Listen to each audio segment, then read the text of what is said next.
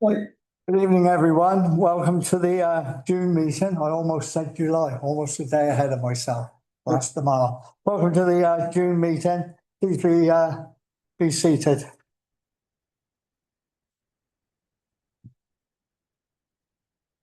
Before I start the meeting properly, I have to note that my vice chair is ill this evening. We was ill last night, and I need to have a volunteer for a vice chair. And I've asked Councillor Stickland if he would fill that role for me. So could I please have a nomination or a seconder from the floor? Thank you. If you'd come and join us, please.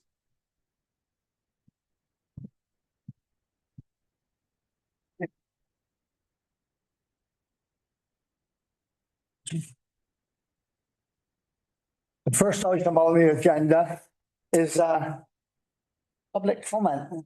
Is there any members registered to speak? Not this evening, no, other than the gentleman for the planning application. Online. Yeah. Gentleman in the room. Oh, We've got that quite out there. I feel better already. I didn't forget your gym. no, I was, it's quite all right. It's we got David outside. He can stay outside for a minute longer. He won't mind. It's cooler out there. I apologise, Jim. I was thinking of what I was going to do with the agenda with the planning applications, and I think I've made up my mind. But if you'd like to say a few words. Thank you, Mr. Mayor.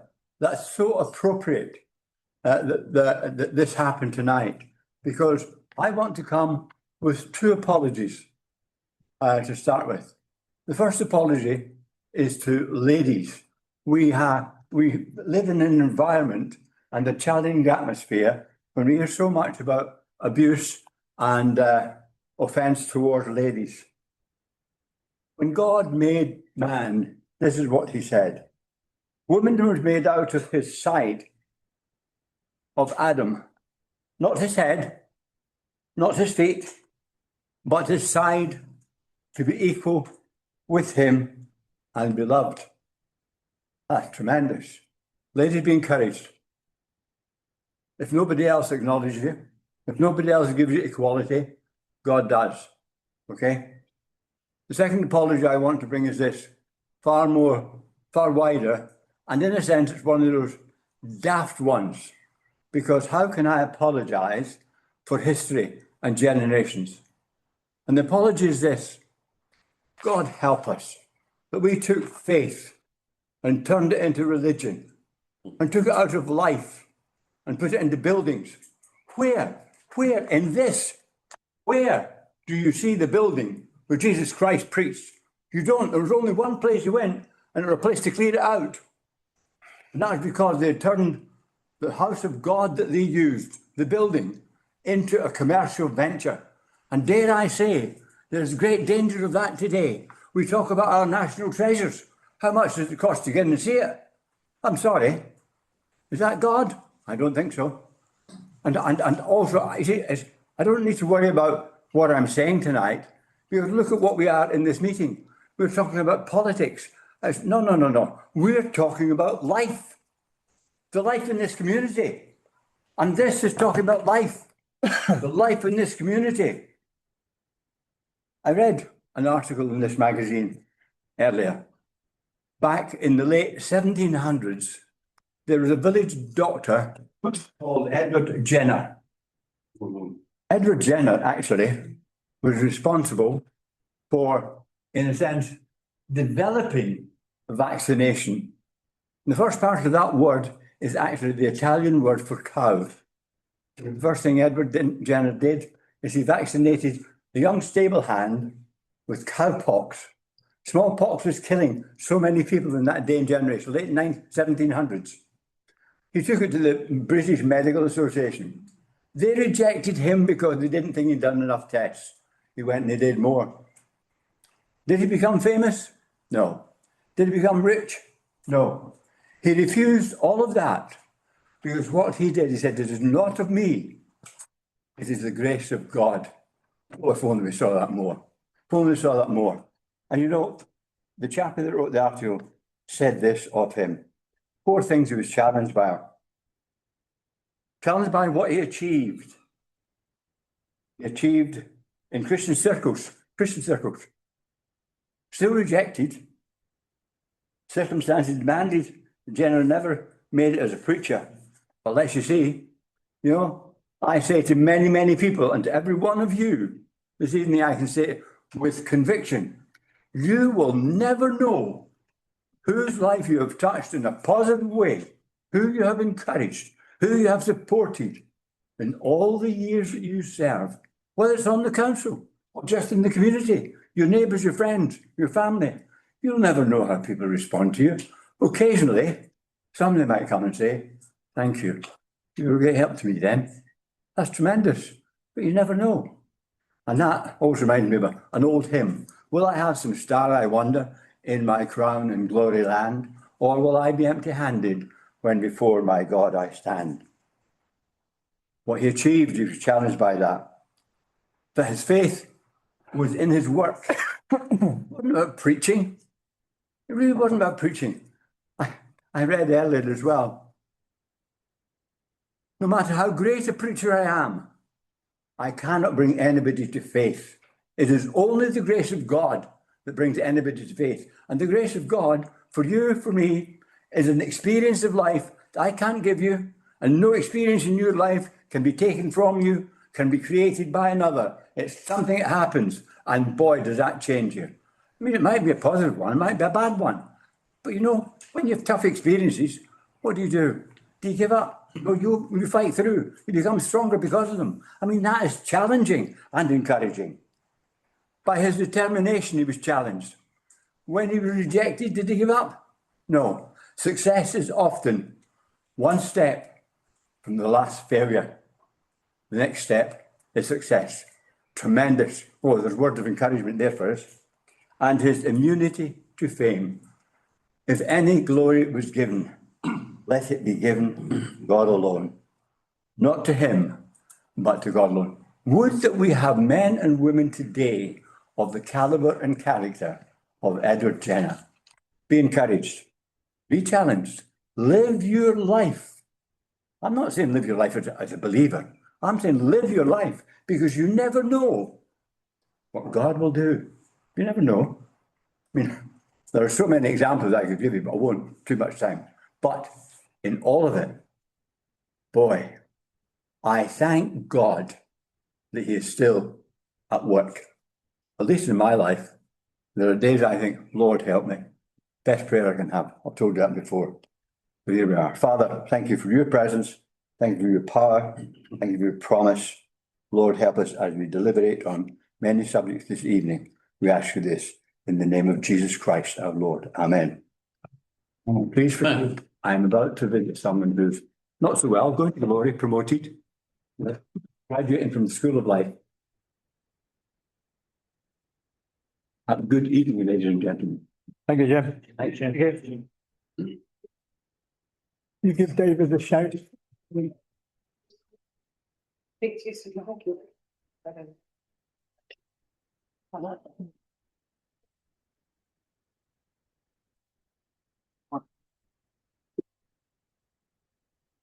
this out now.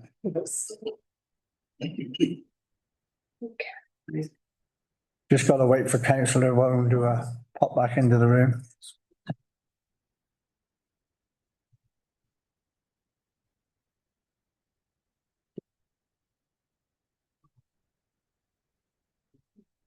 Well, no.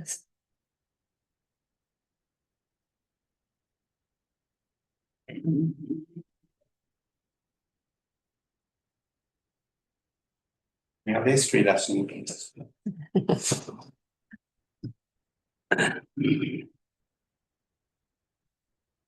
Yeah. Right, David, thank you. Before we move into the agenda proper, there's something I need to read out. And it's, I wish to inform all present that this meeting will be recorded in the interest of transparency and neatness. The recording will be made publicly available following the meeting. Any member of the public who does not wish Their participation to be included in the published recording is requested. To make this known, the chair before speaking. Thank you very much. Well, I asked those online, can you all hear adequately? Thank you. Thank you very much. First item on the agenda.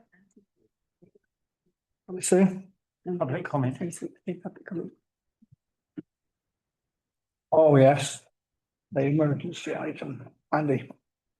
We have one public comment and which has been asked by a member of the public for it to be raised this evening, and I will ask Councillor Saunton to do that, please. Yeah, thank you, Mr. Mayor. Contacted by a member of the public, just wanted some clarification on a couple of issues that affect our committee places. So my question is to Councillor Wilkes. It's been noted on, or the member of the public's noted on your register of interest that you've now joined the Conservative Party. So are you here as a independent councillor, or will you be here as a member of the Conservative Party? Because that may or may not affect the committee places. Thank you. Councillor Wilkes? Thank you, Councillor Saunton, for relaying that comment that you received from the member of the public. I have been liaising with the CEO on that matter, and at the moment, I can confirm that I've joined the Conservative Party. However, I remain on this council as an independent councillor. Thank you. Thank you for the clarification. Okay, Thank you, Chair. thank you very much. Moving on to the agenda. Item number 11/355, apologies for absence and to consider the reasons. Thank you, Mr. Mayor. I have a few. I have Councillor Wes Reed, who is unwell this evening, Councillor Kaiser Hussein, who has work commitments, Councillor Justice Jimber, who is unwell but has joined us online, Councillor Jamie Locke has work commitments, Councillor Jane Lowry is unwell, Councillor Roy Spinner has a conflicting engagement, as does Councillor Helen Stonia, and that's everybody accounted for. Thank you very much. So if that's everyone accounted for, I won't ask the floor. Thank you very much indeed.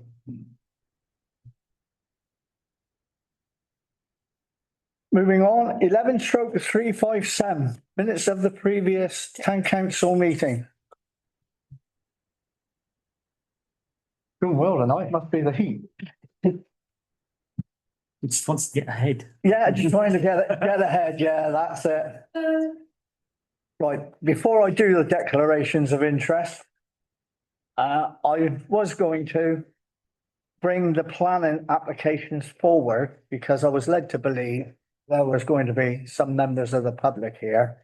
And being a hot evening in a crowded room, I was going to bring them forward to do them.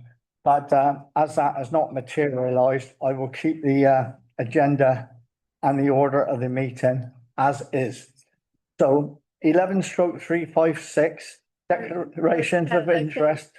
Sorry, Chair, may I come in there? I do think we have everybody here that we're expecting to want to talk. If you wanted to move the planning up the agenda. No, it's the chairman's decision to do that. It was suggested by a member earlier, if we had a lot of members here for a particular application, rather than make them wait all evening for that application. There's only 3 members of the public here and a couple of people online. So I am going to stick to the order on the agenda. It's unfortunate we've got since you've changed the system, or the council has changed the system, we've got probably more items on the agenda for planning than what sometimes the planning committee had, but that's the way it is. We'll stick to what we've got now. So I'm going to stick to the order as is. Okay. So as I said, 11/357, minutes of the previous town council meeting. We haven't done the declaration of interest. I've crossed it off. Fine. Declarations of interest. Are there any further declarations of interest, are the statutory ones? Evie? noticed that on the planning applications, and I know it's for noting for the tree preservation order, councillor West Reed has an application in. I don't feel comfortable voting on it. And I don't know how other councillors feel. Don't vote on that. I mean, Sure. and even say noted, I think we need to really consider what we're doing with that application. Thank you. Right. And Jenny, The same as Ethan. thank you. All right. I know the first planned application, Alex Emery. And he's a supporter of my charity, so I will sustain from that one. Thank you. Go. Yeah. Anybody else? I'm not sure, but I have a rental property down Camborne Street and there is a planning application, not that one, but it is in the street. Personal interest, yeah. Andy, councillor Kendall. Yeah, in light of what was sent today by the chief clerk about the bus thing, I have to show an interest because of Miss Snelling lives opposite my house. That makes sense? Yeah, that's fine. And I'm not sure about if I should show an interest being a veteran on the other one, the notice you're giving to the notice you're giving to the ombudsman now. Just in case you think I Can you say that again? That's because I'm a veteran, yes. you're writing to a military establishment.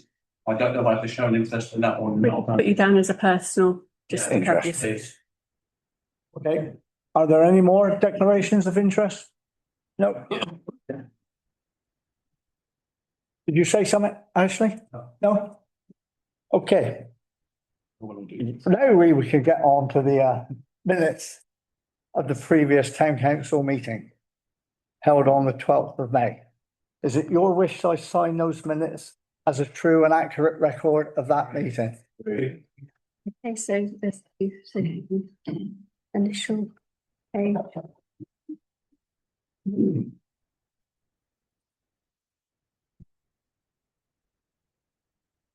We can do the same with all of that. Thank you.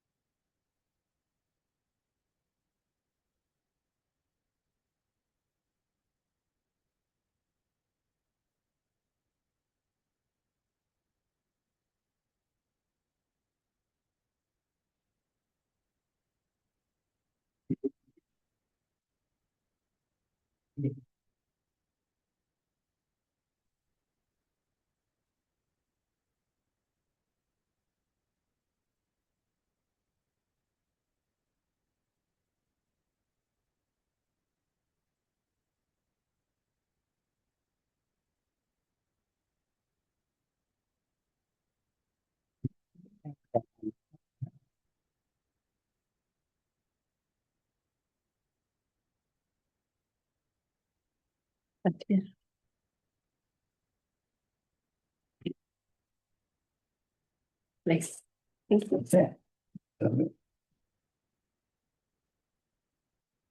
Right. Next item, 11/358. Mayor and Deputy Mayor's recent and forthcoming engagements and announcements. To note the engagements which myself and the Deputy Mayor has attended.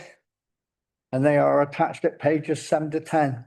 If you've any questions, I'll endeavour to answer them. Thank you very much. 11/359 correspondence. Members to consider and to note the correspondence which the clerk will notify us on at this moment. Okay, so there were quite a few items of correspondence, the first two being our expression of condolence following the helicopter crash and the response that came forthwith from Captain Stuart Crombie, OBE, and they're attached at pages 11 to 12. Some correspondence from Adam Dant MP regarding flood resilience. That's attached at page 13. There was also some correspondence informing the council of the Somerset Local Plan Scope and Consultation 2026 on page 14. There was also something from Somerset Bus franchising proposal, a request from our council to support the public transport campaign and bus franchising specialist. So I've also forwarded you an email today from Linda Snell regarding of her position on the Somerset Bus Partnership and being the lead member for Yeovil and an associate lead for the Taunton as well, which can offer some possible contradiction to the letter that you've been given.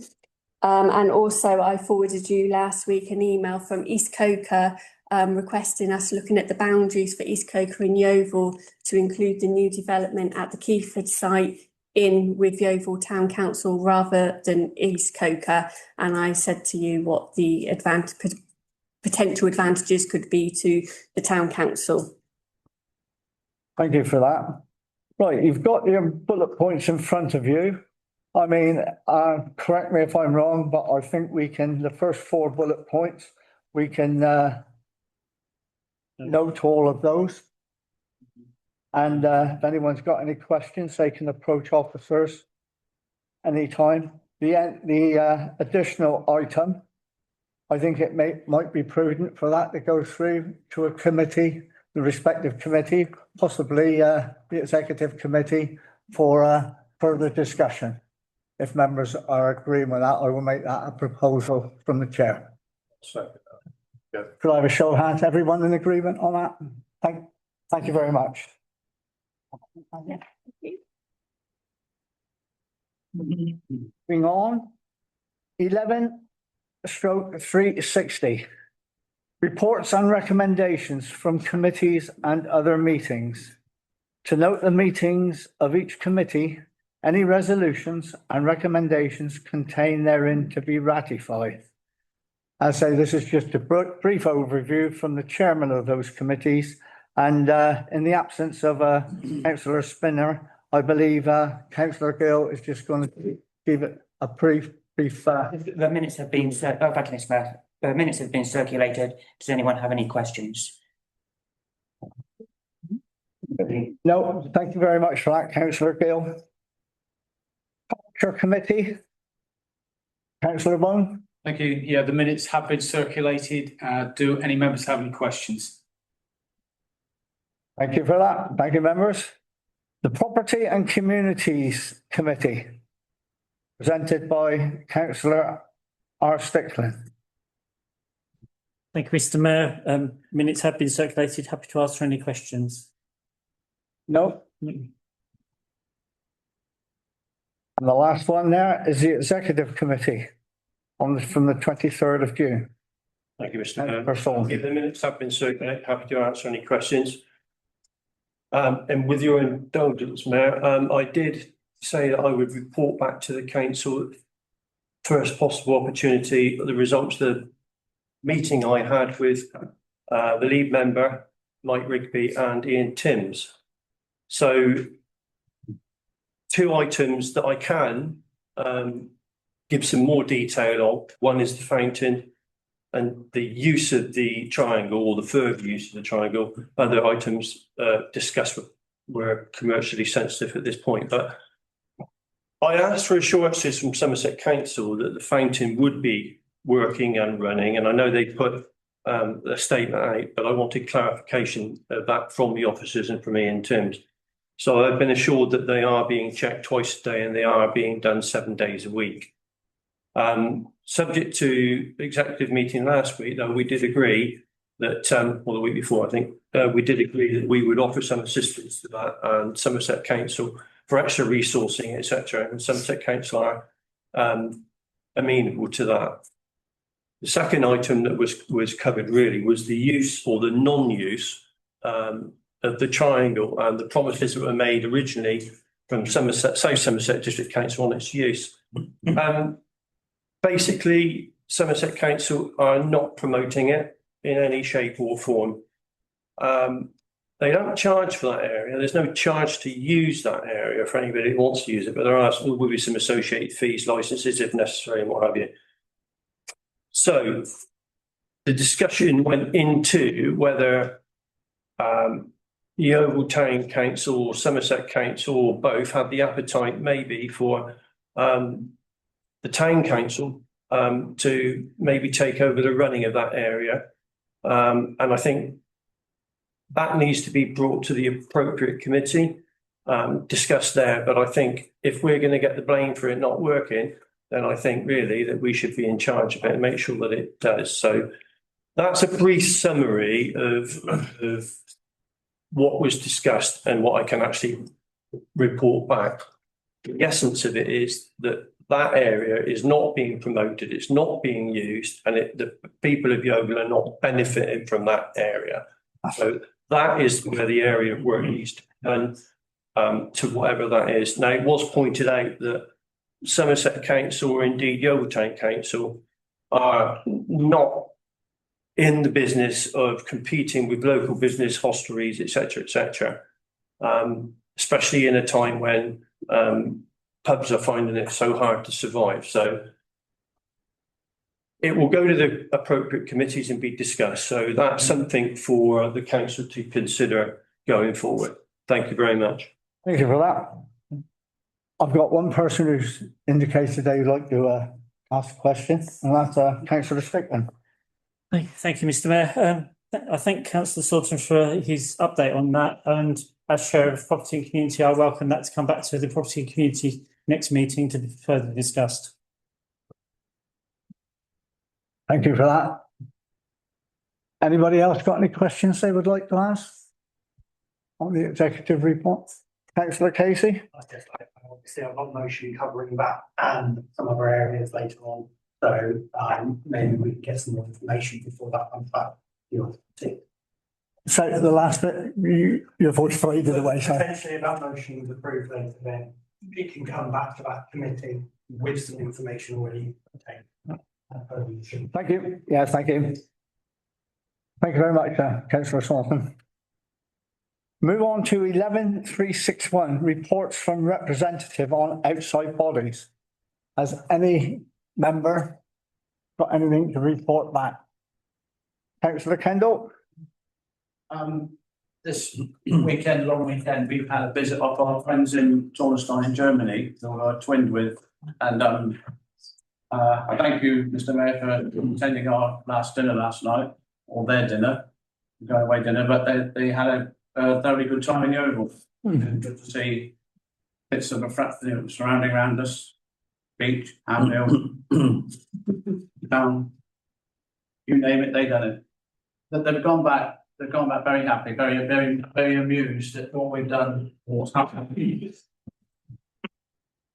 Thank you for that. And just to point out, we met them at Westlands. They departed from Westlands. We use that as a nucleus, also to showcase what we have down there. So I suppose I should stand up and say Country Park. Should I stand up again and say something else? Have you got anything else, another item? If you finish, I thoroughly enjoyed the weekend. That's fine. Yeah, and thank you for yesterday evening. Yeah, that's lovely. Anybody else? Carl? Thank you, Mr. Mayor. Yeah, I'd just like to say that I did attend the LCN, what was on, I think, last week. Most of the meeting really was about where we're going to put our focus this coming year, about health and community really, and how we use things like the knitting groups and all that, promote them and all that. So it's just the start of a new year of where we're going to put all that focus. Thank you. Thank you for that. And I presume that you will report back to officers, and if there's anything that needs to be put up for discussion at a respective committee, you will make sure that it's added onto that agenda. Thank you very much. Everyone else, all right? Thank you. Moving on then, 11/362. The annual governance statement, AGAR, section 1. To consider the report of the Chief Executive, Town Clerk regarding the annual governance statement for 2025-26 as attached at pages 18 to 24, with the annual governance statement for 25/26 attached at 25 and an explanation for no response on 26. Over to you. Thank you. So firstly, I'm really pleased to report that we received all of the information from Somerset Council in good time, which meant that I could circulate the AGAR to you and give you a detailed report on all sections, which hopefully you've all read.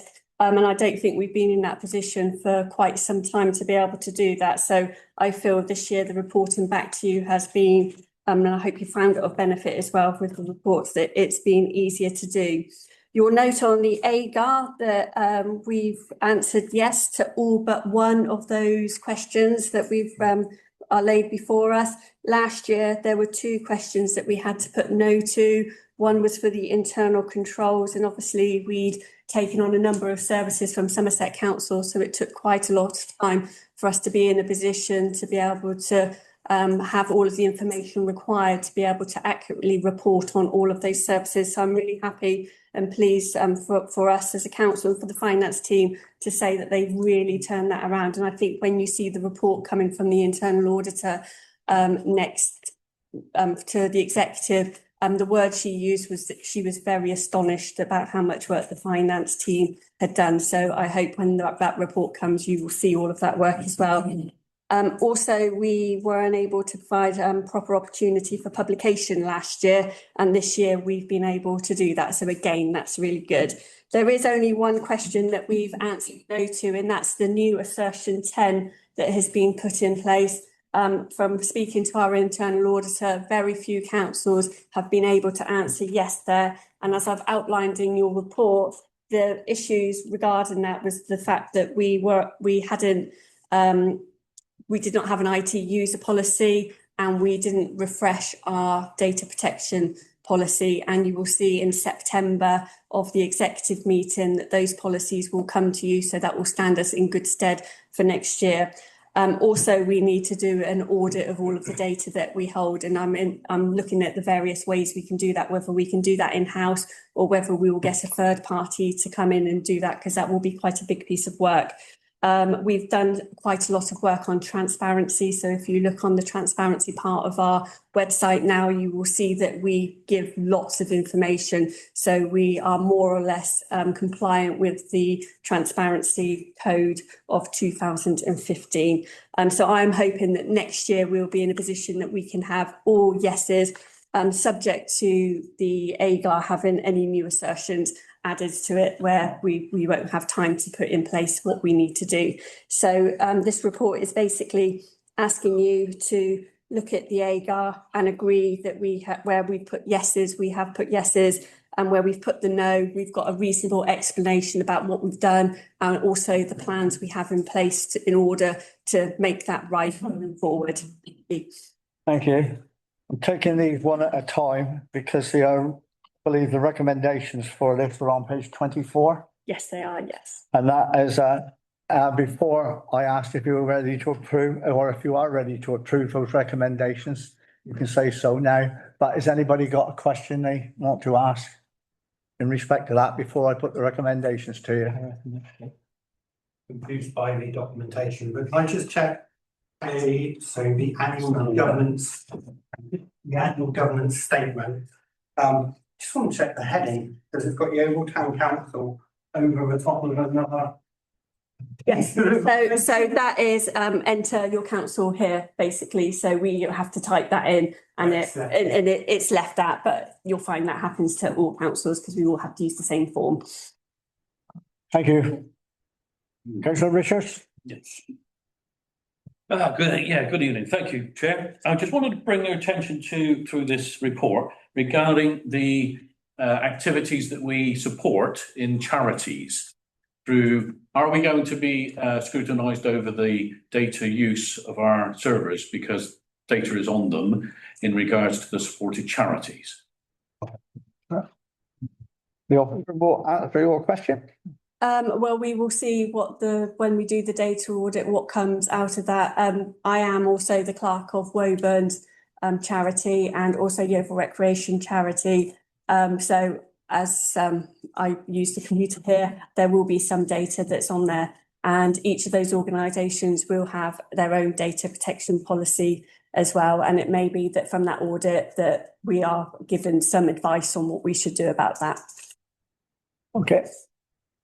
With that, I'll put the recommendations and I'll take them both together, that we approve the annual governance statement and the explanation for the compliance with assertion 10 is attached, and that the chair sign the annual governance statement. Members happy with that? And can I have a show of hands, please? Thank you. Yeah. Okay. Right, we move on to 11/363, accounting statements, AGAR section 2. To consider the report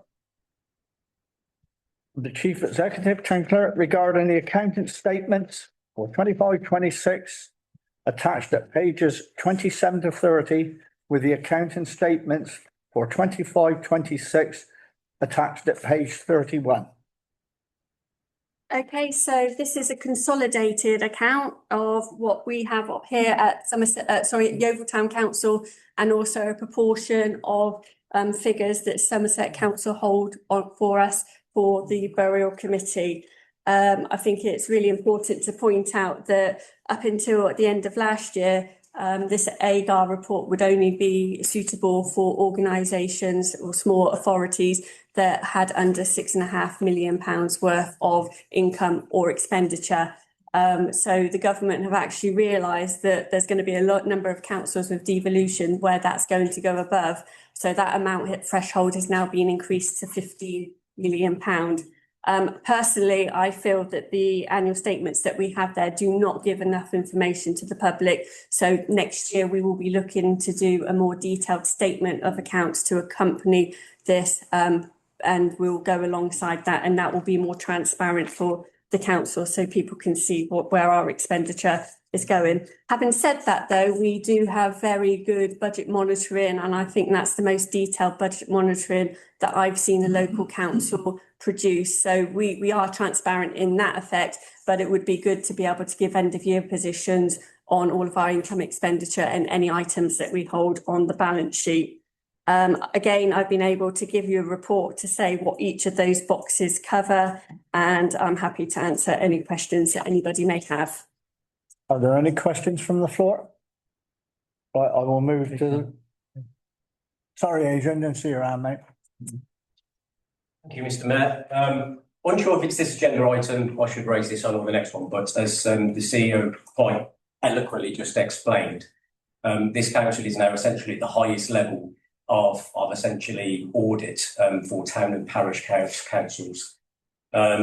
Looking at the detailed reports, our figures now exceed the current essentially limit of £6.5 million.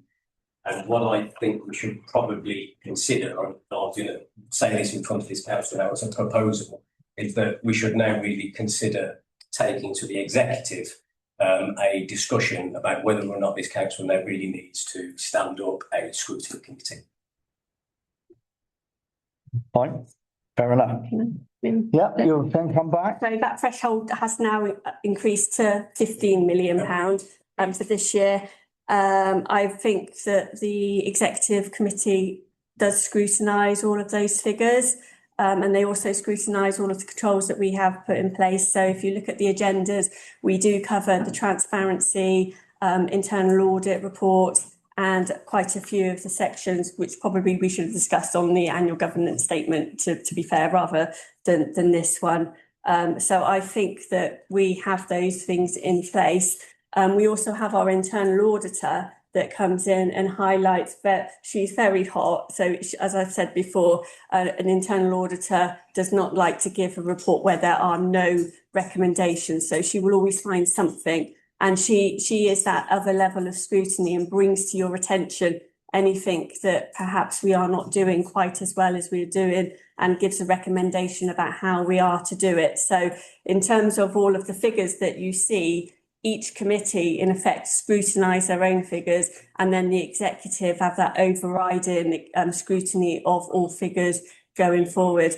And I would recommend that any councillor who doesn't sit on the executive should be looking at those figures as well and come forward with any questions that they might want to get further information on, thus scrutinising those figures as well.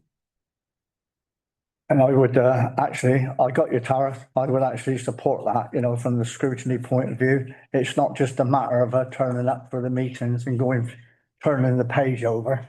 It's scrutinising them beforehand and asking the questions before the meeting, if appropriate, and everything else. So, tariff. Yeah, I'd just like to say, kind of agree with parts of that, but I actually look at our agendas now and they are very full and we do flow through stuff very quickly now. The number of documents we receive, and I meant to go through the amount on the agendas, we've seen how quickly we've gone through stuff tonight, which is very, we've got planning in tonight. I would actually second that motion, or at least second a review to understand how it would benefit this council. Thank you. Graham? Mr. Mayor, can I just ask a question of the CEO? Apologies, for the CEO. If a scrutiny committee had been set up to look at this, what additional information would have been supplied on top of the pretty extensive information we've already been supplied? In my opinion, I don't think that there is anything additional that I can bring to you. What the council may want to do at an extra cost is have more auditing days, but we do have an audit plan in place which is risk-based, that is there for the internal auditor to come in and have a look as well. So I'm not sure what additional information. However, if people do want additional information that they feel that isn't covered, you know me, I can bring that to you and I can talk to you all day long about the finances of this council. So that's all I have to say. Not gonna have her to and fro. Carl, I don't know who was next. Are you writing them down, the names down anywhere? Thank you, Mr. Mayor. Okay. Just a quick thing, as I sat on a scrutiny committee at South Somerset District Council, I don't see what a scrutiny committee could bring to this, because as the the town clerk said, we do a lot of scrutinising between the committees and then in executive. Thank you, Carl. Adrian? May I ask you? Oh, no, I'll go to you first. You spoke and then I'll go to Ashley. Yeah.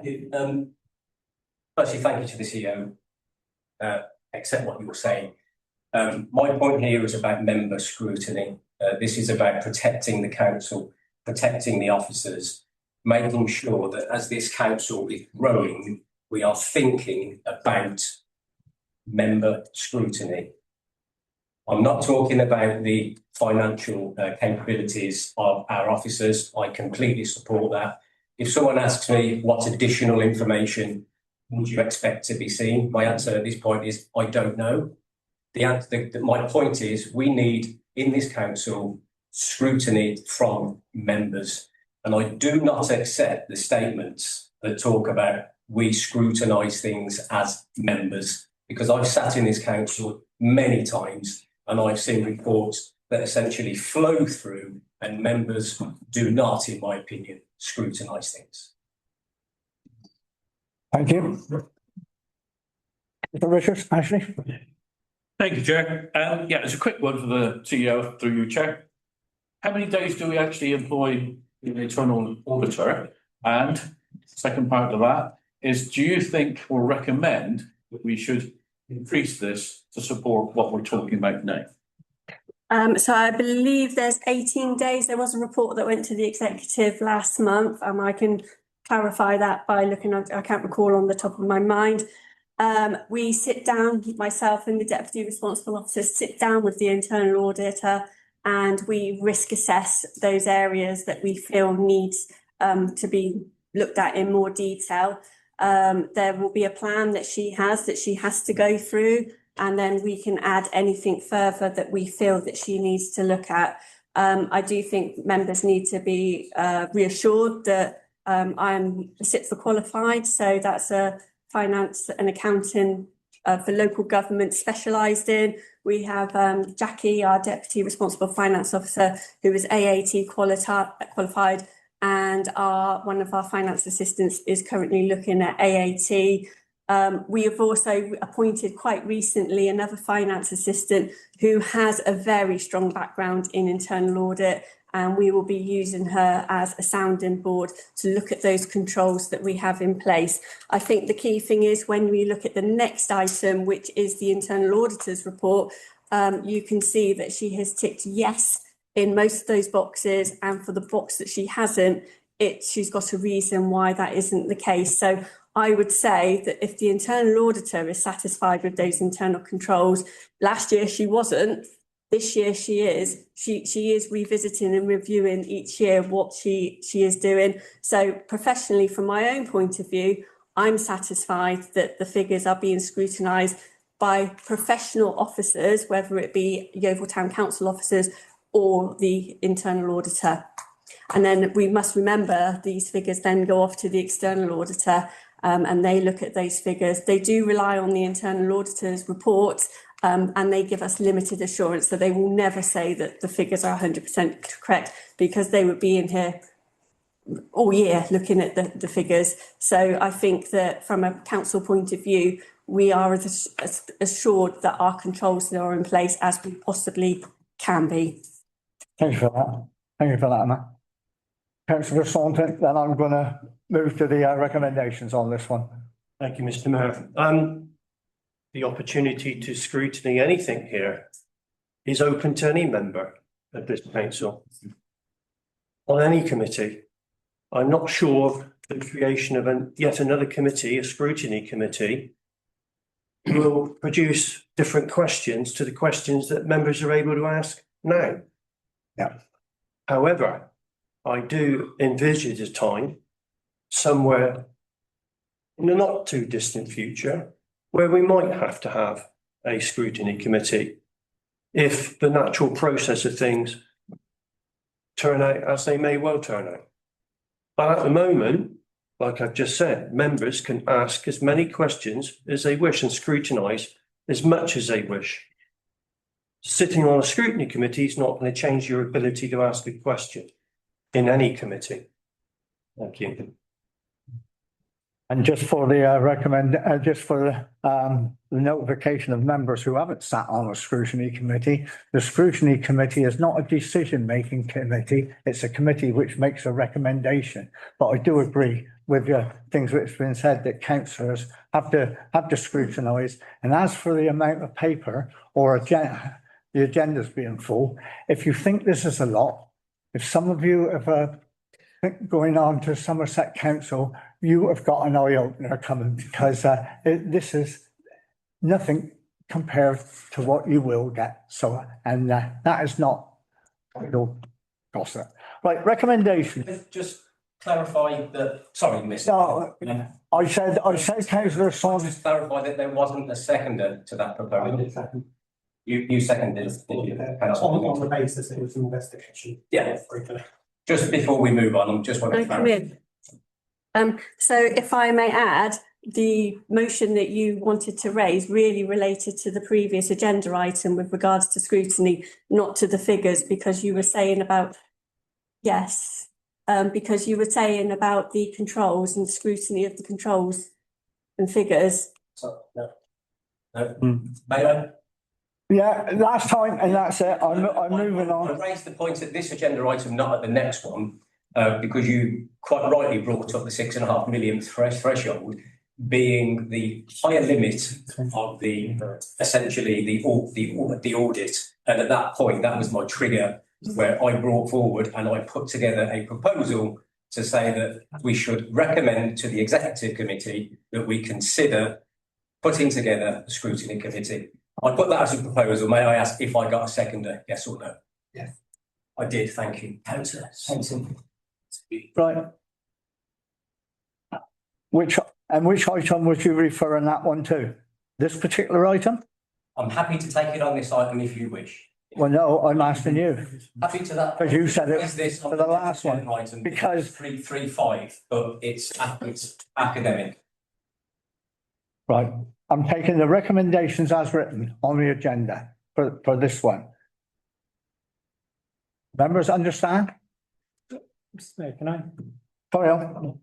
Can I just make a suggestion to councillor Wilkes that as this would be an executive It goes to, inquiry or whatever, whichever you want to put it, that motion is put to the executive on the next executive agenda rather than tonight. That's basically what I just said. Yes, to take the motion to the executive, Yeah, fine. not tonight, not for voting tonight. Thank you, councillor. yeah, right. In front of you, to note the report, to approve the accounting statements, section 2 for the year ended 31st of March 2026. Those in favour?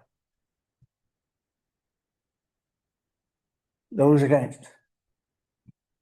Right, okay, Amanda? Yes. And approve statements, yep. If you sign. To approve the accounting statements for section 2 for the year. I thought I said that, didn't I? You've got to sign. Yeah, I've got to sign them. yeah, sorry, Yeah, sorry, it doesn't Yeah. say that on that. sorry, Yeah.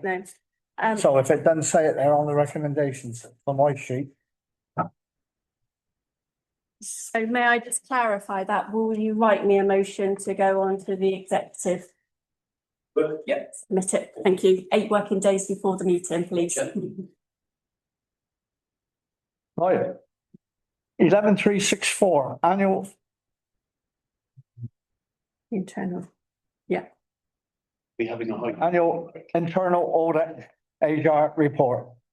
Sorry, someone say about a break? Well, Hydration break, Chair. hydration break. Yeah, Okay. 2 minutes in that case. So in answer to your question, councillor Richards, it was 15 days. I've just counted it on page 35 of the internal auditor's report. So the internal auditor has looked through all of the controls. I've already mentioned quite a lot of what I wanted to say. There were 2 that she had to tick a no on, and 1 was to do with the publication, and I've given an explanation about the issue at there, and also assertion 10, which we already know about, and we know that we have plans in place in order to ensure next year's. So this is for noting. Okay, members? Members happy to note? Thank you. Thank you. 11/366, inspection. Have I missed one? Yes, sorry. 11365, external auditors report and certificate, 225 to 226. Amanda, pages 36 to 39. I've got nothing really to add except for I've put that we exceed the 6.5 million threshold. That should say 15 million. But just to give you some indication about the income that we're collecting as a council is 7.7 million with expenditure of 7 million. So we are quite high up there. After this evening, we will do what we need to do, and I will send all of this off to the external auditor, and we will hear back from them in due time. As the report suggests, there are a number of other elements that we have to send with the report to satisfy them, and they are laid out with what precisely what they want to say. Happy to answer any questions. Yeah, the recommendation on this one is that to note that the outcome of the external auditor's report and certificate for the 25-26 will be brought to council following completion of the external audit. Noted. Noted. Thank you very much. Now we will move on to 11368, inspection and notice procedures. To consider the report of the chief exec, town clerk regarding the inspection and notice procedure 2025-26 as attached at pages 40 to 41 with the notice of public rights and publication attached at pages 42 to 44. Okay, so I don't have anything really to add to this other than after the meeting tonight, we will ensure that we've done everything we need to do to make sure that the public rights is advertised on our website, because we have to put them on a day before the actual public inspection opens. So today is our last chance to do that. So obviously we'll be putting them on the website for us after this meeting. Thank you. Members happy with that? That's for noting. Thank you very much. Do members want to Couple minutes break, or do you want to carry on? Yes, I'll please. leave it to you. Yeah, it's cooking now. I'm just moving it on myself. Okay. What have we done? 5 minutes. Toilets down below if you need toilets, just down at the bottom of the stairs. You want some water?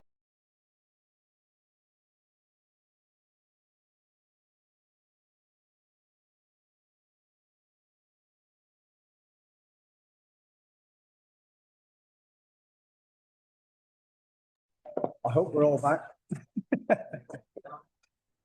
Oh, I just wondered. Are we all back? Yep.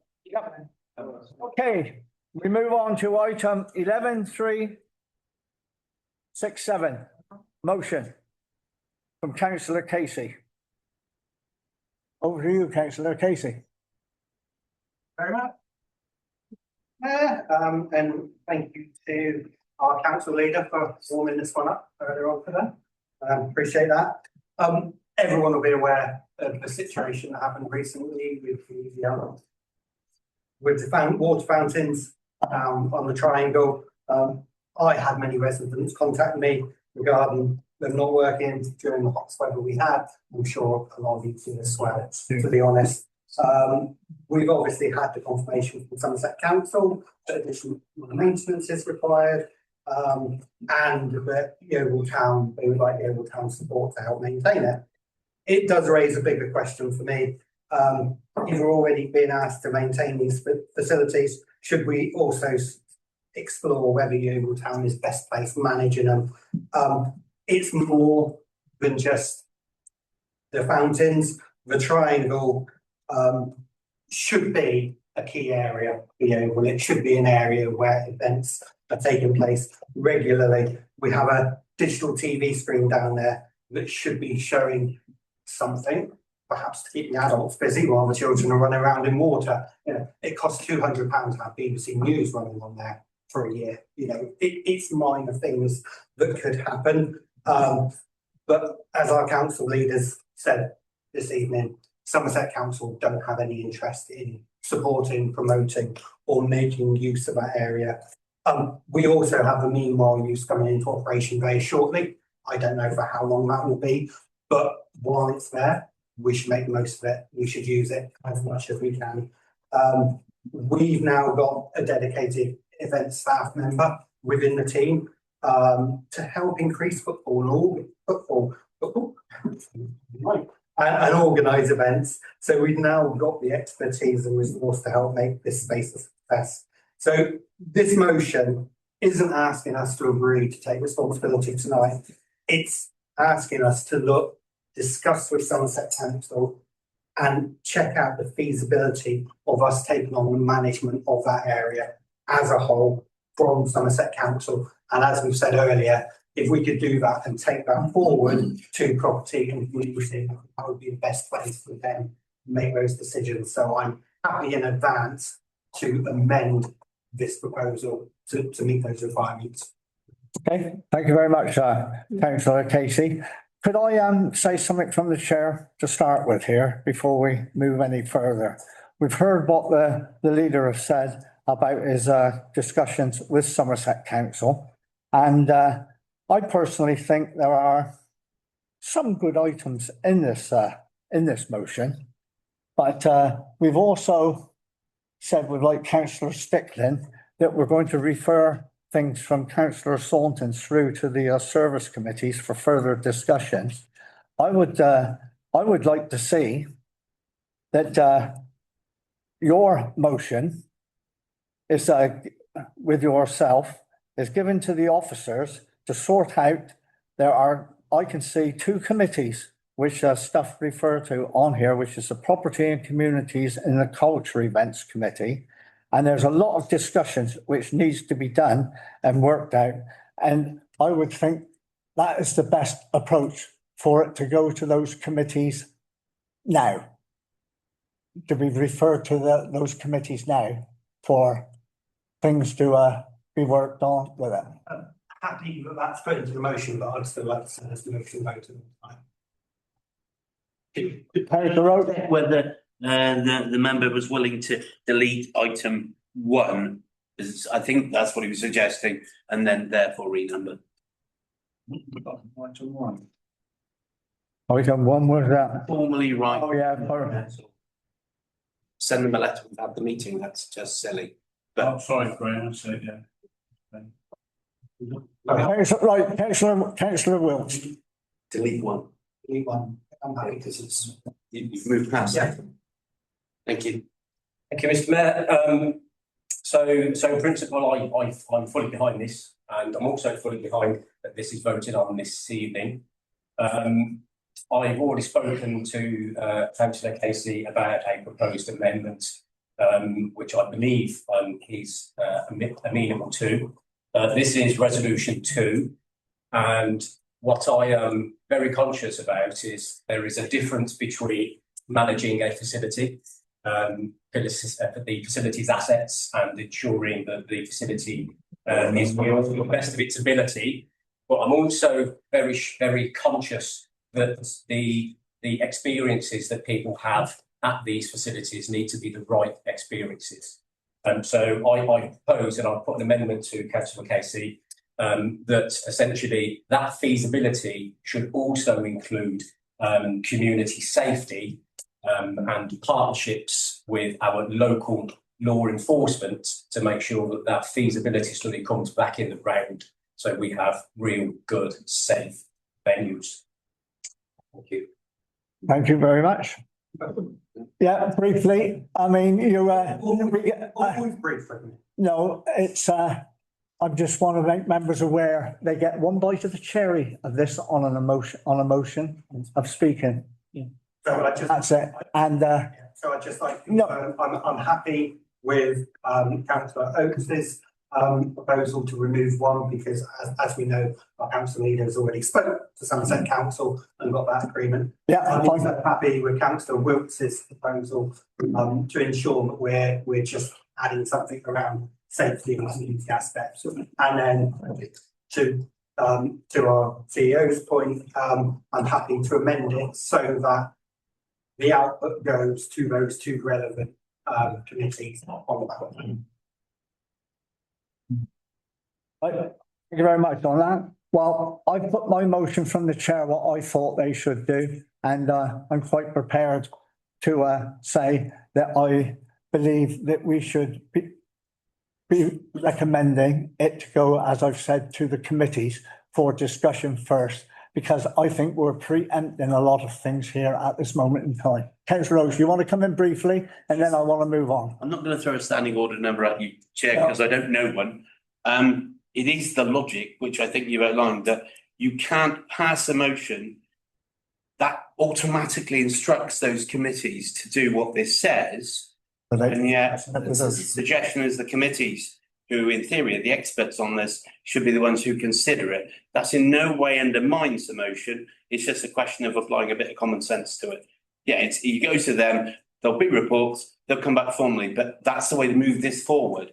I think you're being very helpful, Mr. Mayor. Yeah, well, I would just ask members to bear that in mind. You're putting things are being moved slightly out of sync, and you've had a recommendation, and can somebody read what that recommendation is? Because if members don't like that recommendation and think it should be referred to the committees first, you would vote the motion down. It doesn't mean to say, sorry? Then you take yours first, the council one. Yeah, we take the council one first. The amendment that it is referred to the service committees for discussion. And that's not negating or decrying anything which is wrong with this motion at all in some of the items in it. So do I have a seconder for that recommendation? I come in before, sorry, one more point. By doing that, this means that nothing happens for 3 months, because we haven't got those committees for 3 months. So that's 3 months of no activity. By putting this motion forward tonight, it means that our officers are able to move forward with some discussions and bring something forward to their committees, rather than being the wet blankets that we are, just sitting there doing nothing for 3 months. I would like to just disagree with your language there, wet blanket, because the officers have been working hard. And you say you are trying to put an urgency on this particular item, where you could have brought this item to any of the service committees, any of things before, or even the motion long before now. It's not, no one is knocking what you're saying here. It's just the way you've gone about doing it. Now, I have proposed it, it's been seconded. Now, I would say, I think the procedure is we take a vote on The amendment. the amendment first. So you've got my recommendation that this is referred in its entirety with officers' guidance to the respective two committees, which is the Property and Communities and the Culture and Events Committee. Can I have a show of hands for those? Question here, Mr. Chair. If I may, Chair. Carry on. Thank you. I'm quite surprised actually that we're going in this direction over that particular point of putting it to committee, because Councillor Casey has made a very good point. We're not going to be sitting on any of these for 3 months, and he couldn't have brought it to you earlier because he was approached by members of the public to achieve this. So his motion is after he was approached. So I'd just like to put that on record. That's fine. And that, can I? I'd also like to add, I was 1 day late for the committee it was supposed to go to, hence why it's come to this one. I can't say that. I'm following the procedure. The amendment is put forward there to refer it to the respective service committees. Can I have a show of hands for that recommendation?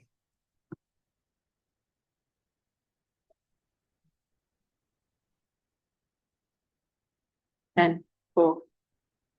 Those against? 5 against. The abstentions? For clarity? No? Yes, sorry, Evie. 2. Barry. 2, Barry, yeah. Sorry. Barry. Yeah, I've got that. You voted for, didn't you? I didn't count that one. Just come back. So refer Councillor Casey's recommendations to the respective committees is what's the? 9 for, 5 against, 2 abstentions. Thank you. So that is. Oh. Pack it in Tara. Councillor Saunton? Is there anything that would prohibit us from bringing a extraordinary meeting forward? To hear this. I can't answer that one. You must ask the officers out of time on it. Through you, Chair. Sorry, to be asking through you. Yeah. Can I ask you to answer, Amanda? There isn't, but we would like more than one item on the agenda. So this would be an issue of, is that going to be a good use of officers' time to put an agenda together for one item? And ordinarily, if we only had one item for agenda, we would contact the chair to say, should we go ahead with this meeting? Great, thank you. Okay. Answer your question. Yeah. Go on, David. I just, as the chair of the culture club, culture committee, sorry. Or George. No contempt intended. As chair of the culture committee, I'd like to say if we can find a second item, so the officer's time isn't done necessarily, I'd be happy to bring forward an extraordinary meeting of the culture committee for this motion. Can we do a joint meeting? Can we do a joint meeting? No. He's a working party. Right, okay, those comments have been taken, they've taken on board, and the vote has been taken. Right.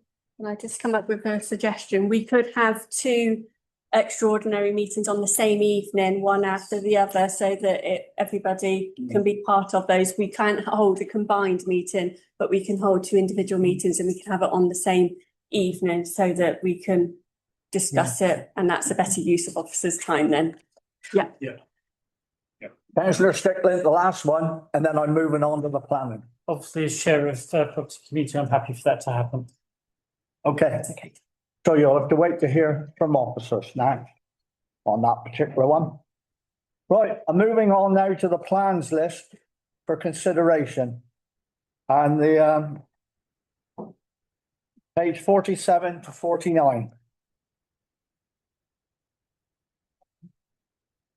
Okay, and the first item on the agenda is in Yeovil Lloyd and land adjoining 20 Camborne Grove, Yeovil, to construct a new dwelling, within the existing curtilage of 20 Camborne Road.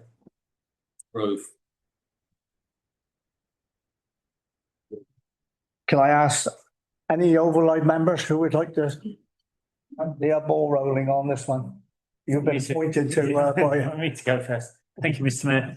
Yeah, I've had a look at this and I can't see any objection to it. It is on the piece of land on the corner as you go round back into Penmill station. There isn't a traffic flow through there. There's only about 100, so I can't see any reasons to delay this, and I propose that we go ahead with it. Design. Right, anybody else wish to comment? I'm happy to follow along with that recommendation. Can I just point out a spelling mistake on that, because on the proposal it says Campbell Road and on the site address it says Campbell Grove.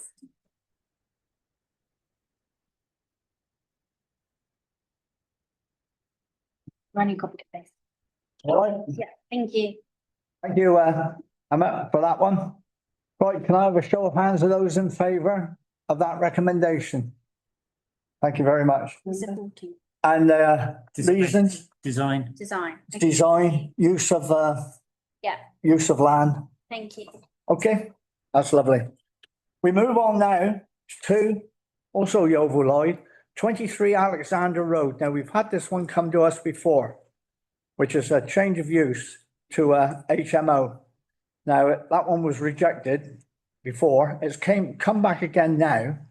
And funnily, it's come back with a recommendation for an extra bedroom on the application. Now, this is Yeovil Lloyd. If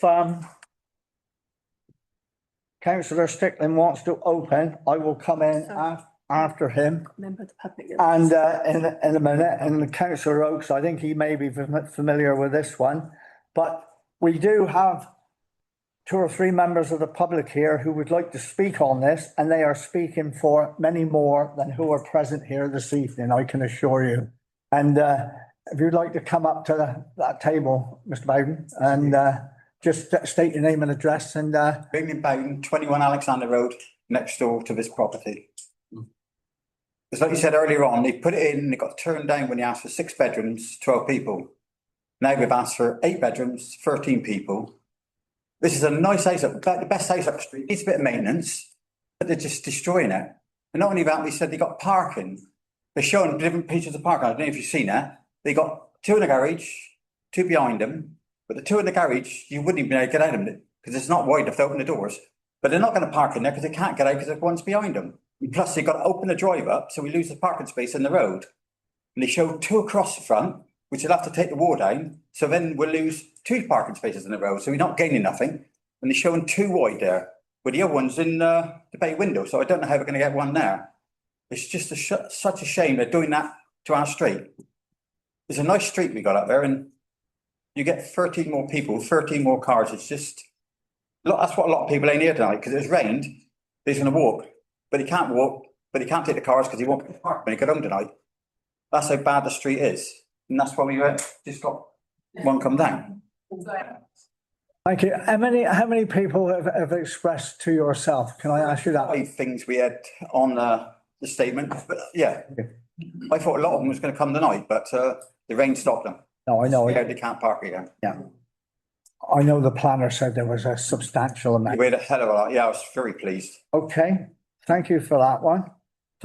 Okay. If there's anything else you want to add? I think it's just ruining a nice house. Yeah. And yeah. Okay. Thanks. Well, from the chair, I'm not gonna just sit quiet and let my other councillors speak for me on this one. This is, I 100% agree with what has just been said by Mr. Bowden. I personally think this is overdevelopment of a property. They've come back and increased the layout, with more more bedrooms, more people. There are parking problems already in the street. Parking is at a premium. Residents' quality of life will be affected. And I think it is totally not acceptable for an HMO. And I would ask for a recommendation from this committee to reject the application as they did last time. Adrian? Thank you. All right, sorry, Graham, do you want to say anything? Thank you, Mr. Mayor. Sorry, Graham. Sorry, Adrian. Me Zebedee. Yeah. Thank you, Mr. Mayor. This committee, the planning committee, when it existed, opposed this application on the grounds of overdevelopment and issues with parking. Usually what happens then is the applicant changes it and improves it. It is my opinion that he or she has made it worse. And therefore, there's no way that I don't see how we could support this, having voted because it was one thing. When it's got worse, surely we have to be consistent. And on sound planning grounds, this should be turned down. Yeah. Do any other board members want to say? Barry? Yeah, just looking at the plans here, I was reading the police report and they said there's no antisocial behaviour. The way they're parking there, I can see them falling out. There will be antisocial behaviour. The parking is just ridiculous. It's going to force it on the street. You can't park the way that they've got that design. It's totally stupid. We just need to throw this one out. Well, I was surprised there with the police comments, but I won't say any more about that at this moment. Rob? No, I don't need to. Ashley? Yep. Thank you, Chair. I am standing up okay, am I? Maybe I had to keep standing up even though it's a planning meeting. Exercise is good. Yeah, I don't mind, yeah. So you need to move. Anyway, I'd just like to point out one of the things that come up in the conversation, that removing the walls and having drive-in drives seems to be happening just about as far as you like to look in Yeovil. It takes away parking on roads because by law, you're not allowed to block anybody in. So if they remove the width of the normal drive to double that or even triple that, then technically all that space outside can't be parked on. So I'd just like to note that for the record when we're considering HMOs in narrow streets and parking restrictions. I think it's already been said, Ashley, but yes, thank you for that. Sorry, Adrian, I should have come to you. Mr. Mayor, so my question was really to the ward members to make a statement that I understood it was rejected initially for parking. And therefore it's come back to us with more rooms and therefore more space and therefore more demand for parking. So I was just wondering if the ward members who've gone through all the paperwork could let me know if anything else has changed, because why would this organisation bring to the same council that's rejected it for parking an application for an increased headcount when it's already been rejected? So my question was, have ward members dug deep, and is there something that we're missing here, or is this just really stupid? Yeah. Stupid. I will answer. They're trying to do things through permitted development. Yeah. Thank you. That's all I will say. Andy? You don't need to get up, Andy, you don't. I just point the fact out, I'm showing interest because we've gone on to planning and I sit on the south area of Somerset planning. So, some of these applications. That's all listed and registered, yeah. Okay, thank you. Yeah, fine. Evie? Just to remind members that it does fall into an Article 4 direction area. These areas were looked at many years ago around Yeovil to see whether HMOs and things were suitable. It does fall into an area that they question whether buildings like this are suitable. Just for newer members that may not be aware, there's an extensive work going on and it does fall within that area. So I'd be mindful to put that within your reasons for not supporting. Yeah. 2016 you're referring to, I think, that. Yeah. It is overdevelopment of the site, definitely. Okay, members. I think, I'm recommending. And second is show of hands, please. Sorry, mate. Using it. For refusal. Using. So refusal on overdevelopment And parking. and And parking. parking Yeah, and quality of life for residents. right. Sorry, Cara, if you stick your hand up high, I can see it. I didn't see it. And if you stick your fingers up to me, I'll tell you what you can do with them. Thank you. If you want to speak, did you want to? If you want to speak and add something to it, please do so. Because we rejected this before, yeah, but as we said to the residents last time, this isn't where it ends. And as residents, you need to go and get as much support as you can, because it will go somewhere else. Yeah. And there will be discussions at that point. Don't stop here. Keep going. Yeah.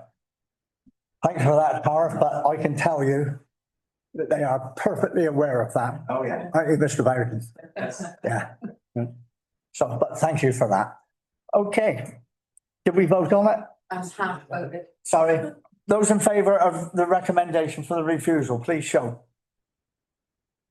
Right. Those to approve? No? Right, we've done. It's unanimous. Unanimous. We will move on. No. Councillor Swan, I didn't see his hand go up, but that's fine. Right, item 3. Application for Westlands, Mr. Aslam, 2325 High Street, Yeovil, Somerset.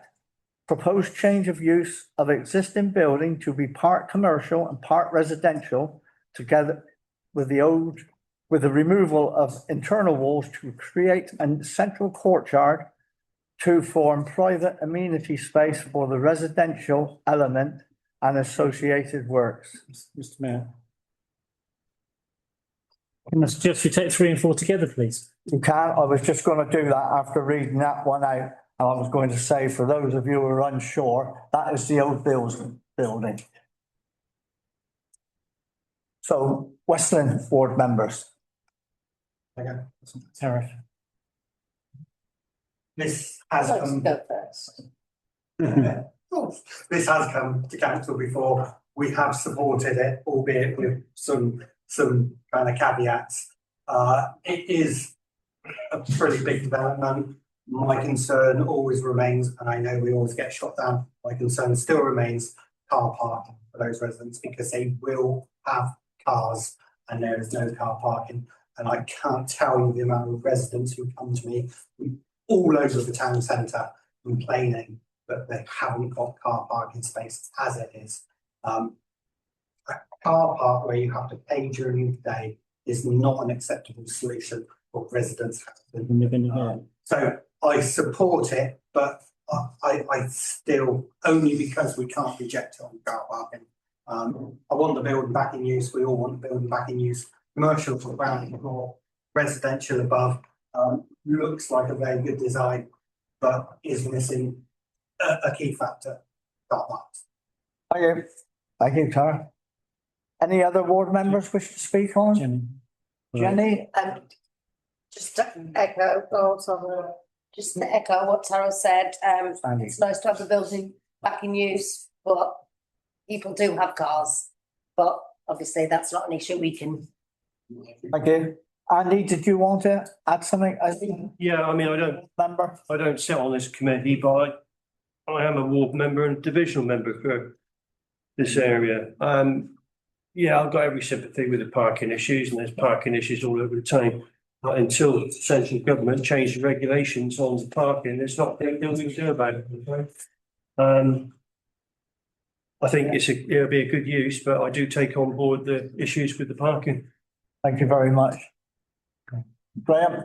Thank you, Mr. Mayor. Simply to say that we know from previous experience on planning that actually car parks are counted as, if they're close enough, and we have defended Yeovil's car park, so they will be there. So it's quite reasonable. The other point is, if you really want to help the town centre, it really helps to have some people living in it. So We need to support this wholeheartedly, I think, because we do need to save our town centre, bring those shops back into use, and people above to use local facilities makes that far more likely. So I think this is really good news and I welcome it, including in planning grounds terms. Your Carl's proposed. Can I have a seconder, please? Three. Jenny? As a ward member, fine, that's fine. Those in favour, and I want to take, Numbers. I am taking item 3 and 4 together on this one. Design. Sign and appearance, please. Design and appearance, lovely. I'm bringing a derelict building back into use, yeah. Thank you. Item 5, Summerlands, Preston School, a business and enterprise academy, Monksdale. I won't read the rest. Demolition of 2 buildings and construction of 1 educational building. Who are the board members for Summerlin? Karina. Thank you, Mr. Mayor. Actually, about 3 weeks ago, I was attending an event at Preston School and in an extra myself. I was surprised to see the building, one of the buildings we were talking about was still there. And the head actually took me around. I have looked at the plans. I don't see any problem. I would be very happy to go forward. Any other members want to comment on that one, Evie? Sorry, I'm a member for Somerset for the area and I agree. I welcome these plans. Yeah, we've got a proposer, got a seconder, show of hands. Supporting on what, sorry? Design and appearance. Design, Okay, thank you. bringing the building back into use for educational purposes. That is important. Crofton Park, social housing income fund, 65 Crofton Park. Change of, now this is unusual one, you don't get many of these. Change of use of existing dwelling house from use class C3 to class C4 HMO with associated works. Members, Crofton Park, I don't think we have a representative here. Does anybody want to speak on it? It's near the town centre. That's going to change. Sorry. Evie, did you put your hand? I did. I was only that with this application, I noticed that they said that they would only issue license for maximum 5 occupants. And there were issues or raised concerns around the disposal, recycling and how they're going to be put out and safely collected without, overtaking pavements, etc. But I haven't read all of it. But yeah, these are 2 points I've picked up that we need to be mindful of with this application. Right, any other members? Ashley? Thank you, Chair. What I would like to say about class 3 or C3 to C4 is some people in this room may not understand what that means. The reason you go from C to C3 to C4 is because the use of the property will have somebody staying in it overnight to monitor whatever accommodation this is set up for. So that's a partly useful information for others to vote on. Members, I'm looking for a recommendation. The floor in the absence of a ward member. I recommend approval, Mr. Mayor. Thank you. Can I have a seconder for that? Sorry, can I put in with the With the, yes, with the recommendations, Everything. officers and etc. in there, please? Yeah. And I'll second it, please. Thank you for that, Evie. Right, can I have a show of hands from members, please? Those against? 2. Abstentions? we'll go with 10. Abstentions, was there any? Adrian, Ruth, Andy Kendall.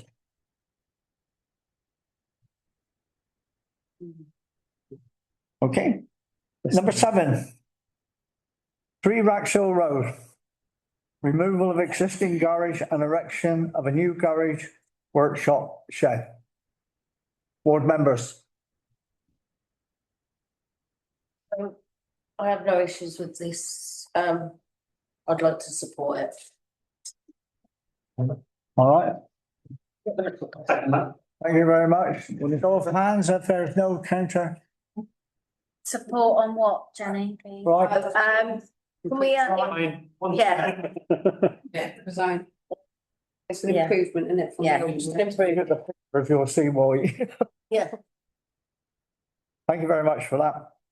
Right, next one is Grove Avenue, Stonewater Limited. The Park School, a 73 application to vary condition 1, approved plans, and to reword conditions 2, boundary treatments, 9 southeast access, 10 northwest access, 21 water efficiency, and 22 internal streets maintenance of approval. Amendment to planning approval for redevelopment of the former Park School site consisting of the conversion of existing buildings to 7 number dwellings. Did we have someone online who wished to speak on this one? No, not on this one. Member. Grove Avenue. Evie. This isn't as difficult as it looks. It does refer you back to the thousands of documents from the original thing. So having reviewed the application, it's understood that this proposal does seek the approved plans to be amended and wording of 7 plan conditions attached to the existing consent rather than increasing the scale or quantum of the approved residential development. Whilst I have no objection in principle to the amendments that improve the deliverable quality of the scheme, it's important that Somerset Planning Authority is satisfied with the proposed revisions and do not give rise to any adverse impacts. The proposed amendments to a condition are related to boundary treatments, access arrangement, water efficiency and maintenance of the internal streets, and they should continue to secure outcomes but least equivalent to those achieved by existing permission. I've also noted that there is an estate road management and maintenance specification document within this that I've not seen before. The document sets out how the estate's roads and footways will now be inspected, maintained and repaired by the site's management company rather than by the council. It proposes annual inspections or soon no problems are reported with defects, etc. Subject to local planning authority being satisfied with the revised plan, amended conditions, maintain in standards established in the original permission and do not result in any material harm or changes in planning. So I've got no further comments on this and I support the amendments. As you know, there's no massive changes there. It's just a bit of a play with words and making sure that they're covered with maintenance, etc. Thank you very much for that, Evie, being the closest one there. Evie's proposed that it's approved. I'd second it. Thank you very much, Ashley. Members, show of hands, please. Thank you. Those against, no. Abstentions. Abstention. Next one is 9 Yeovil College. Tyndale Nursing Home, 36 Preston Road. Change of use from a HMO back to a Class 2 residential care home. That's unusual one. Andy. Andy? I do remember this, 2008, when quite a few of us in this room went round for site visit, putting this sort of a nursing home in the first place, is that what they call it? Yes. Yeah. And, there's a great lot of controversy with people in, whatever the road is. No, opposite, coming off Preston Road, behind the. Willow Road. No, not Willow, yeah, Willow. Yeah. Anyway, lot of site visits was done and a lot of planning in people were planning that area south at the time went down. There's a lot of view, eventually got it was put as a residential home. Over the years, things have happened and it got changed to an HMO, went through planning.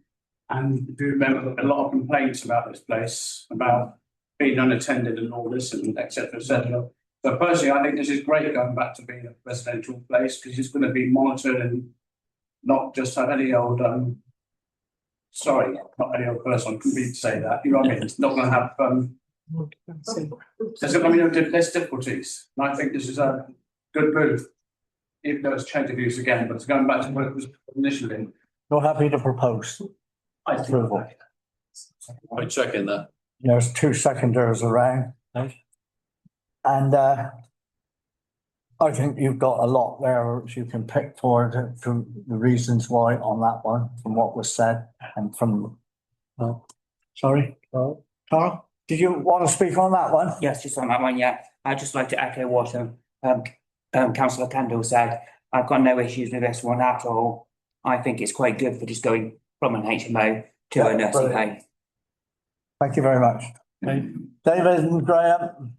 Yeah, thank you, Chair. Yeah, as divisional member for Somerset on this area, as well as ward member for the town council, familiar with the location. The applicant made a statement in there.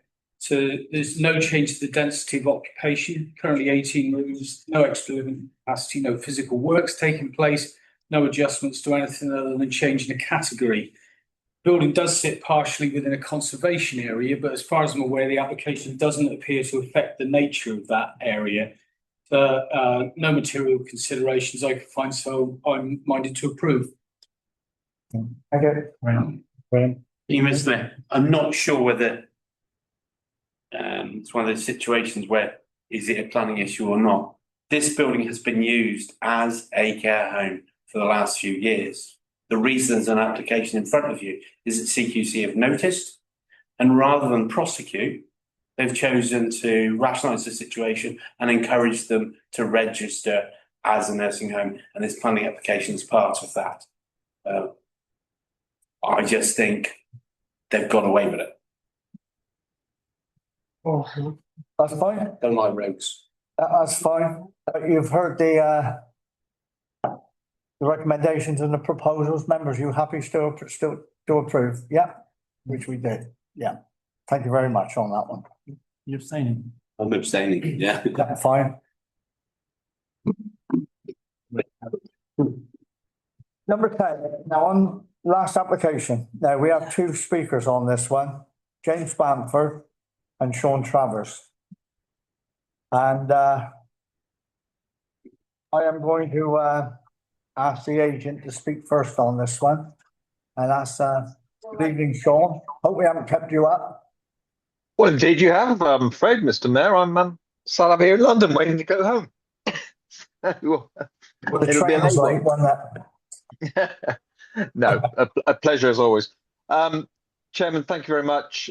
We have an application before you, change of use from the old Jehovah's Witness chapel, and this is an ex-religious group which had meetings throughout the day and throughout the evenings.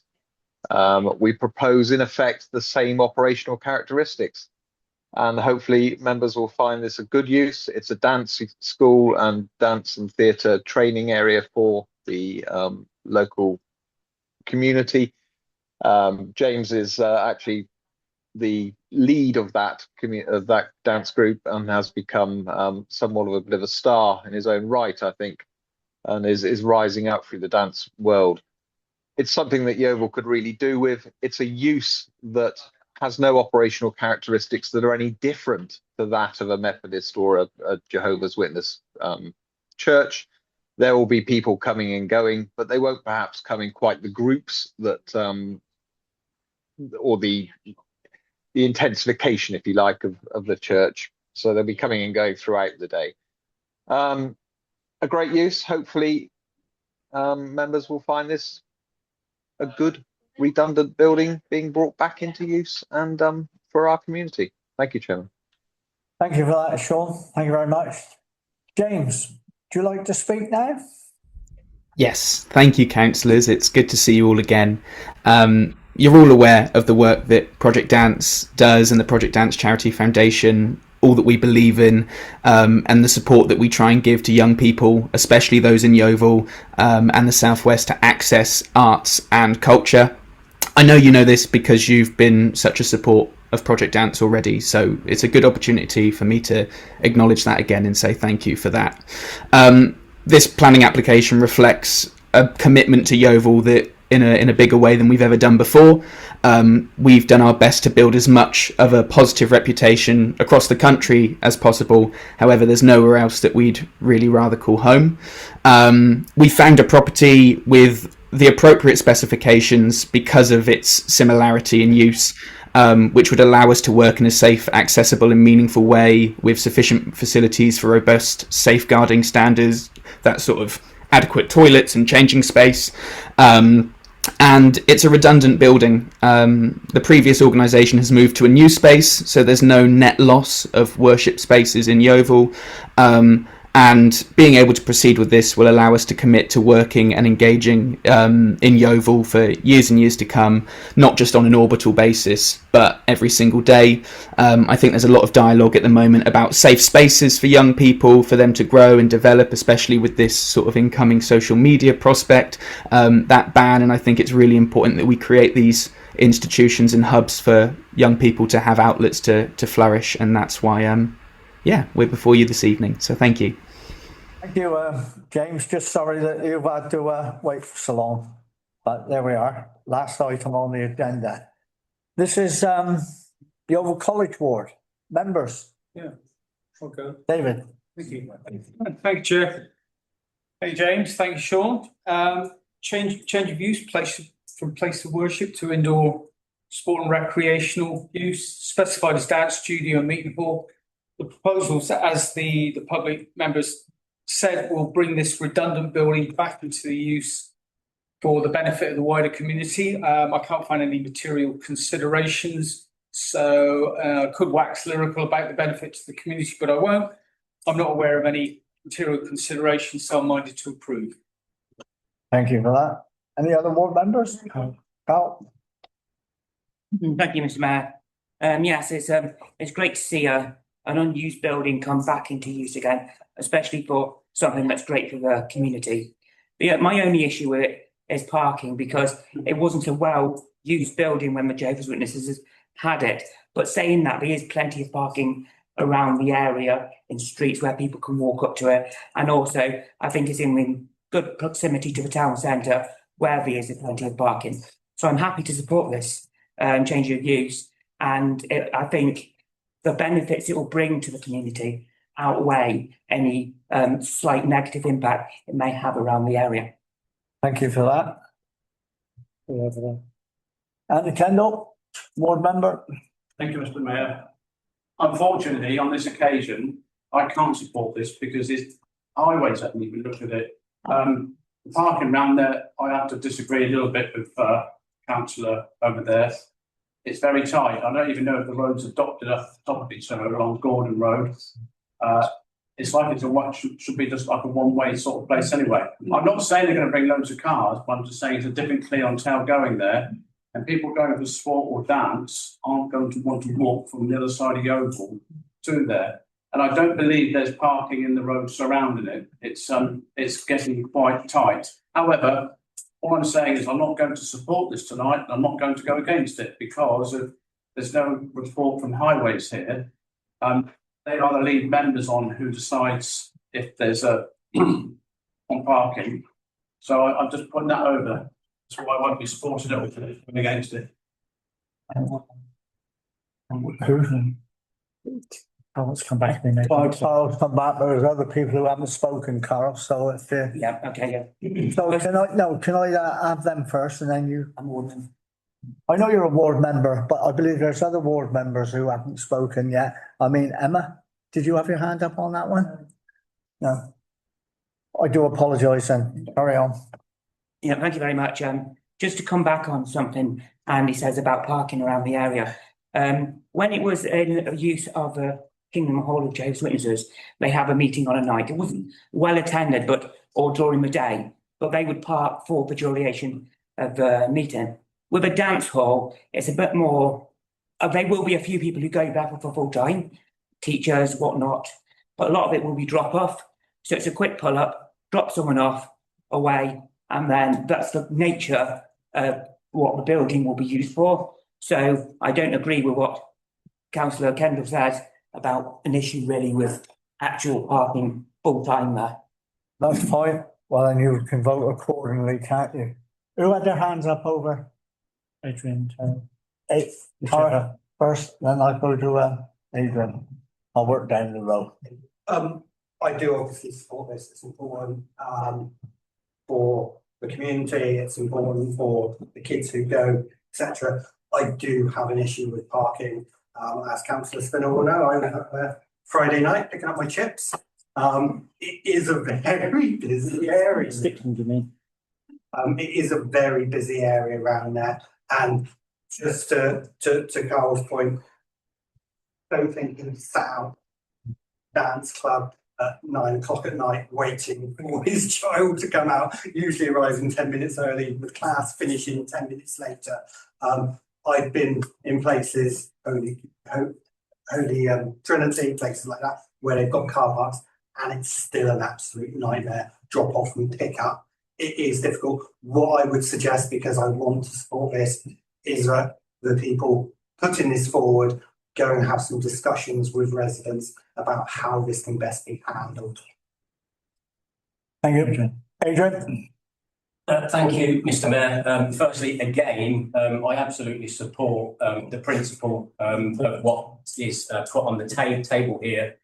However, I want to make it very clear to those who may not have a dance studio 3 doors down from where they live, that especially weekends and in the evenings, there is a very, very high transition of young people who jump out of cars, who are running towards their dance studio. And I believe that the parking at this specific location is simply not appropriate for this venue. Absolutely support the principle, James and Sean, but I can tell you now that I work 3 doors down from a dance studio on an industrial estate, and in the evenings and at the weekend there have been some very, very close calls on a quiet industrial estate. Okay, well, I've got 2 more speakers, 3, and that's it. I'm going to go Ashley because David has spoken, and I will go Evie, and I will ask the board member David to. I want to say something. Sorry, I want to say something. Sorry, I want to say something. You do. Yeah. Thank you, Chair. Just wanted to add to the parking issues. It's one of the reasons why the Jehovah's Witnesses moved, because they've been there long enough. And the thing is, I knew a lot of the Jehovah's people, and they could not park properly, and it was too tight to mention, and it just became a nightmare. And they all complained about it in their nicest way, but they've had to move. So as much as this seems like a good use or reuse of a hall, in this instance, I believe that it's going to be detrimental to the area. Evie? Know this area very well. 2 concerns I have here. One is noise and timings. I haven't managed to find those, which concerns me slightly the residents. While I'm supportive of it, I think it will suit James's needs. But North Terrace is actually a private road. And I think people need to remember that you cannot turn around up there. And yeah, it's just not a nightmare. It's not a public highway. For the Strickland, and then David. Thank you, Chair. Can I just go back to what we normally say with planning is we can only go on what's in front of us. Now, what is in front of us is a proposal for a hall. What is not in front of us is as has been pointed out, a highways report. Therefore, there is nothing to stop us proposing that this goes ahead subject to highways approval. So if we all want to go ahead with a hall that would be fit for a reuse, et cetera, we can do that subject to highways approval, which satisfies the arguments of most of the room. No, Adrian, you come in. I'm going to go to David, and then I'm asking for a proposal on this one. David? Chair, Councillor Stickland's already addressed the point I was going to make, was to make the suggestion move on this subject to parking approval. So I take it you are seconding Councillor Stickland's recommendation? Yeah. All right, Amanda? Yeah.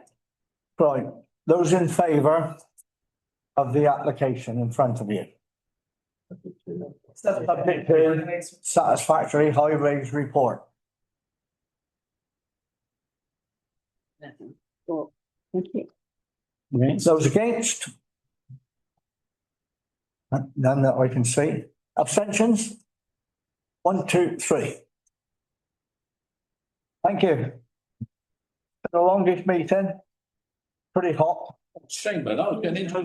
Thank you very much for the forbearance. And I've got nothing to say in front of me what the date of the next meeting is. I've still got more to do. Have we? Oh, sorry, there's still, you haven't finished yet, folks. Sorry, David, you're gonna have to sit down. Oh dear, we've got the planning decisions in front of you, which are for noted. Page 51. Tree preservation order. That's where we. Oh, sorry, I I'm would be very, yeah. Yeah, well, we're just asked. Sorry, can we take advice from the clerk, please? Yeah. Well, you all have a personal interest in my opinion, don't you, as he is a fellow councillor. So on this one, I just think we just leave that one. No comment. blank. No comment. No comment. We're not asked to make a decision on it. Just for no commenting. Okay, Okay, thank you. that is it. Thank you very much indeed. Thank you online. Thank you. Thank you. Thank you. Safe journey home, Sean. Oh.